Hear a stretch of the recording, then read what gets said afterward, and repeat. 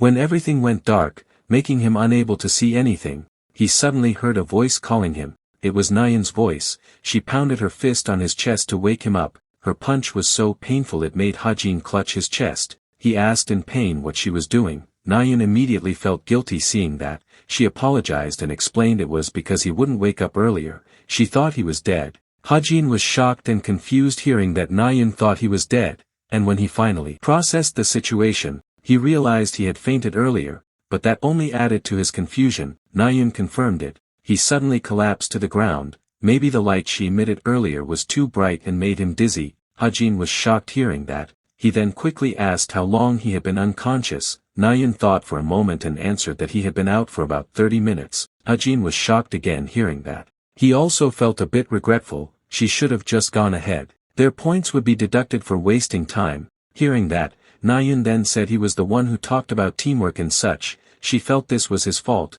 Hajin didn't argue and accepted it. He then asked about Rachel. Nayeon's head slightly lowered upon hearing his question. She then said they had to save as much time as possible, so she went scouting while she was looking for him. Hearing that, Hajin thought they should wait then. Nayeon fell silent for a moment, and suddenly asked him, "Do you like that princess so much?" Hajin was shocked and confused by her question. Nayeon explained, "It's because you keep talking about Rachel, as if it's just the two of you on this team." Hajin was truly puzzled by her words, but he thought Nayeon said that because she saw Rachel as a rival. Even so, he was still speechless at her question. He also felt he didn't talk about Rachel that much. Hajin then answered it was because he didn't need to worry about her. Nayeon was shocked hearing that, but she then felt angry. With a disappointed expression, she asked what he meant, saying he couldn't be friends with her, and now he was ignoring her too. Hajin was confused hearing that. He truly didn't understand what she was talking about. He quickly said she misunderstood. That wasn't what he meant. He meant she was strong enough that he didn't need to worry about her too much. Nayeon was stunned for a moment hearing his words. Until finally, a blush appeared on both her cheeks as she processed his words. Hajin apologized if it felt like he was only paying attention to Rachel, but when he said he didn't need to worry about her, it wasn't what she thought. Rachel had recently been learning a new fighting style. He was helping her a bit with training, but she wasn't stable enough yet. His explanation finally made Nayeon understand and answered some of her questions. She finally knew why they spent so much time together. Hajin then said that was the only reason. Hearing that, Nayeon foolishly asked him if he admitted she was stronger than that pampered princess. Hajin reluctantly answered yes. He also inwardly added it was because Rachel still couldn't use her spirits well. Nayeon was happy hearing his acknowledgement. She also bragged a bit. Even though she started using a sword a bit late, she was still stronger than that spoiled princess. Hajin smiled faintly hearing that. He then said he was just kidding earlier. Nayeon blushed hearing that. She then asked him, "So, you're not avoiding me because you hate me, right?" Hajin was shocked hearing her question. He was truly confused why she could think that, but, seeing Nayeon's face as if she wanted an answer, Hajin then realized he had made a mistake. He quickly said it wasn't like she thought.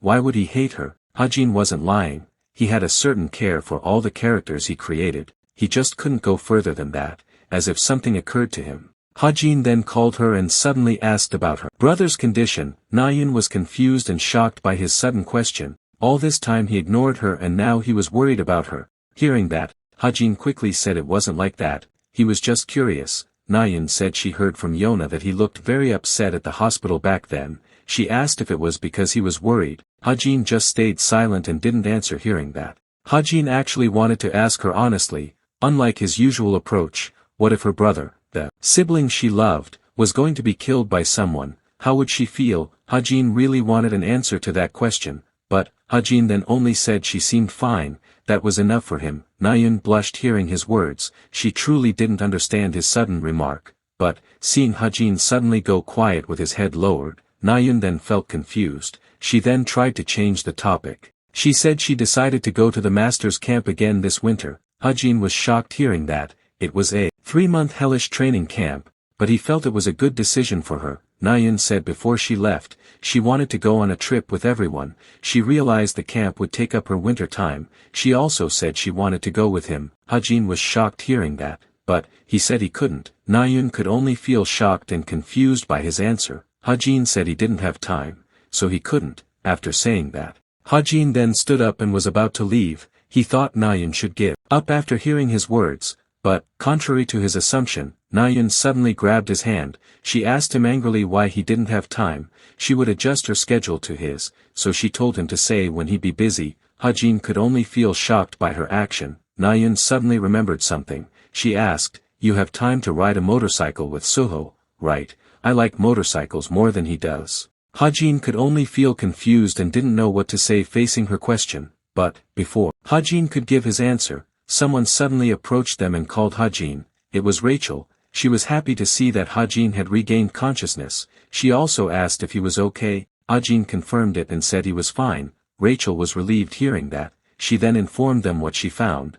There was a stone wall nearby that looked like a gate. She suspected they might move to another area through it. Hearing that, Hajin then urged them to check it out, but, when Hajin was about to walk away, Nayan didn't let go of his hand and kept holding it while looking at him. Hajin then felt confused by that, but, he then brushed her hand off to forcefully release her grip. His action naturally shocked Nayan. While walking away, Hajin told her he'd think about it. Nayan, who initially looked disappointed, then immediately felt happy hearing that. She then quickly stood up and followed them to the gate Rachel mentioned. Soon after, they arrived at the place Rachel meant. Seeing the stone wall in front of them, Hajin somehow felt someone was there, but he couldn't see clearly. Maybe there was some mechanism here. He then called Rachel and asked her to summon a spirit. Rachel was confused and shocked by his sudden request. Hajin explained, "Just in case, we should check what's behind it. Spirits aren't as intuitive as humans, but they can sense a wider area based on emotions." Hearing his explanation, Rachel then understood, while Nayan herself felt confused because she didn't know what spirits were. Rachel then said she'd try. After that, she closed her eyes and performed a ritual like praying. When Rachel could see through the stone wall in front of them with the spirit's guidance, she was shocked. She then quickly told them her discovery and said she sensed killing intent.